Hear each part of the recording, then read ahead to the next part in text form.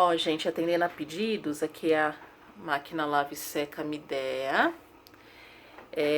Hoje eu vou postar um vídeo rapidinho atendendo a pedidos do barulho que eu comentei na resenha que eu fiz dela. Então eu vou ligar aqui, só pra vocês verem. Ó, eu vou colocar pra centrifugar, então eu tiro que eu não... Pra secar, desculpa, eu tiro que eu não quero que centrifugue. Aí eu vou determinar aqui o tempo que eu quero. Então eu vou colocar aqui 2 horas pra secar, porque tem bastante camiseta, bastante peça pesadinha. Aí eu coloco aqui, vou ligar. Eu sempre gosto de bloquear, porque eu tenho 2 pequenos, né?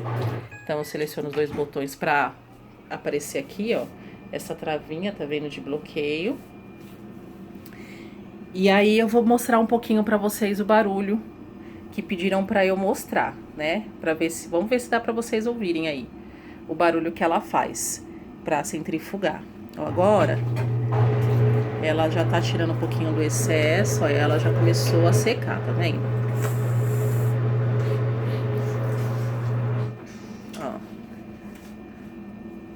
Essa coisa é o vício? Fica quietinho que a mamãe tá filmando. Tá. Eu posso ficar aqui em cima?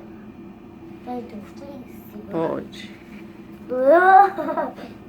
Isso é demais. Tá, vou deixar mais uns 20 segundos aqui só pra vocês ouvirem. Que o barulho não vai fugir muito disso, tá?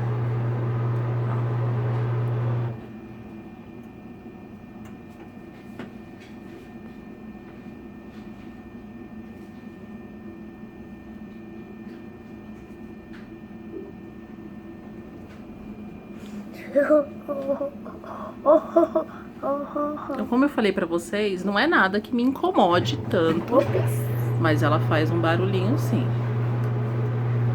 Tá vendo, ó?